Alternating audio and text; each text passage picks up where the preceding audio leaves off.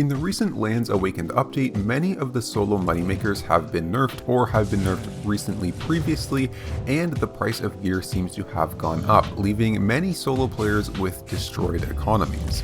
So one of the most common questions that I got asked now is, how do I make money as a solo player? And so that's what I'm going to try to figure out.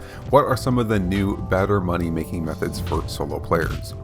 Now, I will quickly note that while corrupted dungeons were nerfed in their loot, they're still going to be the best solo money maker for a solo player. If you're good at PvP, you can do them and kill opponents to get money, as well as the chest. And if you're not good at PvP, even riding them is still probably going to be the best money maker for a solo player. It's just not going to be as insane as it was before.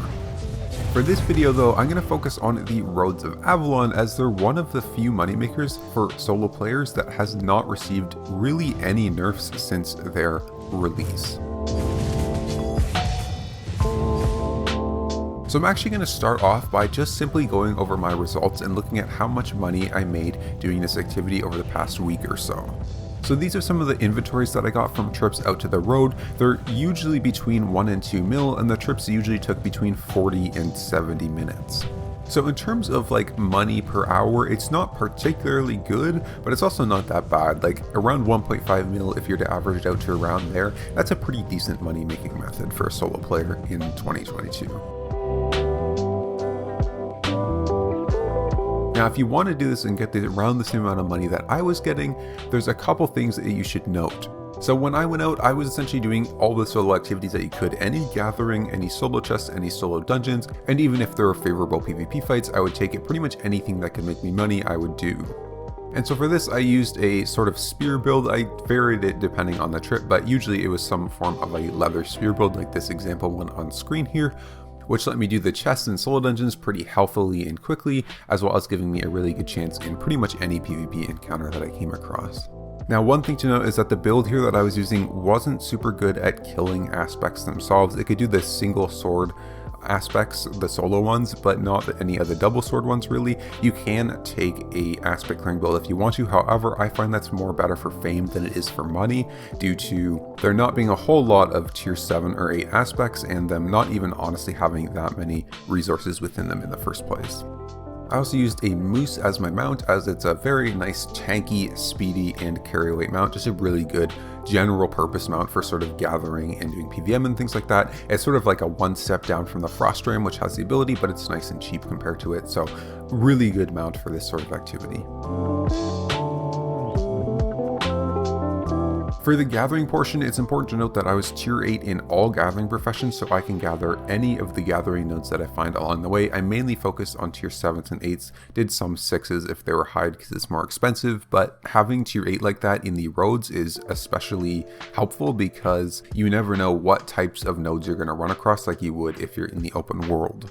Also, the new changes to high tier gathering nodes, the tier 7s and 8s that came in the Lands Awakened update, essentially means that there's more ticks in the nodes that you find. And so if you find a good zone like this on screen here, there's just like 500k, sometimes even up to like 1 million silver just sitting in a single node. So being able to gather everything if you come across one of these nodes is really, really helpful and valuable.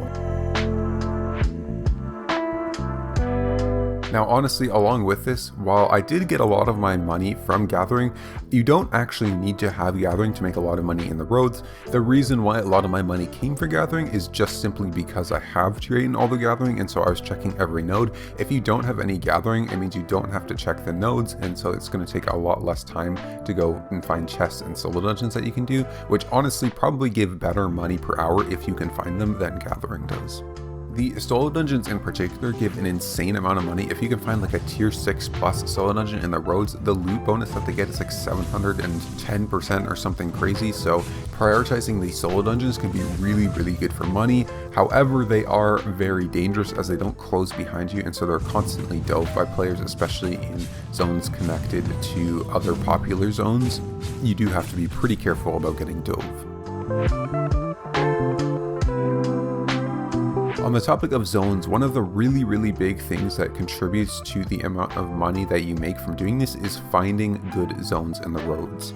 You really don't want to waste your time with like the tier 4 and 5 road zones, and you really want to find ideally the deep, but even just the tier 7 and 8 road zones are very good, especially the ones that are deeper into the roads where there's less people and better loot. There's an insane amount of money to be found in those roads. They're just sometimes a little bit hard to find. Now, to find them quicker, it's really important that you enter the roads from high tier zones because they're much more likely to be connected to high tier roads.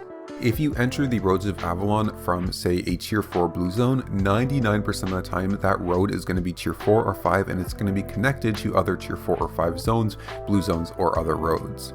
However, if you enter from a tier 8 zone in the black zone, it's much more likely that that road is going to be tier 6 plus and connected to some of the really valuable zones like tier 7s and 8s and deep roads.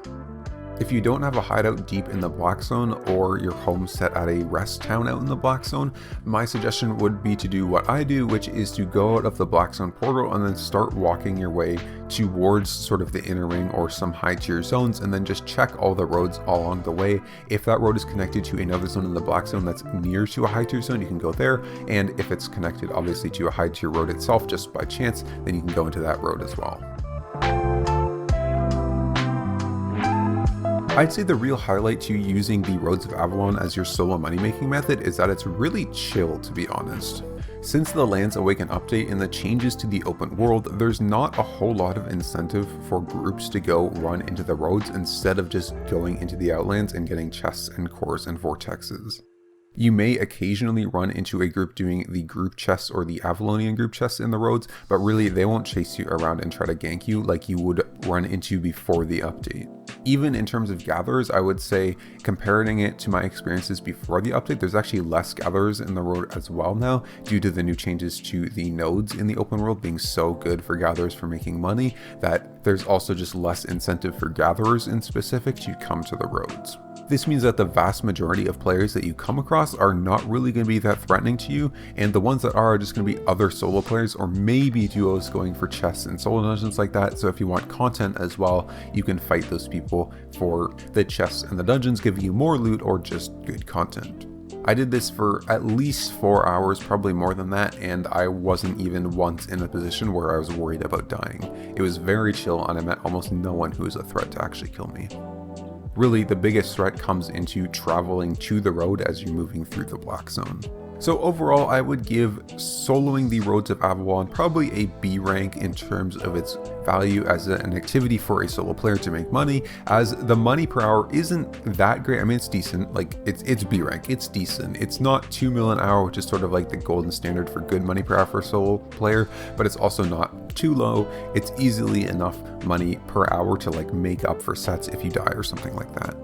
So really, I would recommend using this as your solo moneymaker if you want something a little more casual, a little safer that you can sort of do and not really have to pay as much attention as something like ratting corrupted dungeons. Anyways, that's it for this video. I hope you enjoyed and found your new solo money making activity, and I will see you in the next video.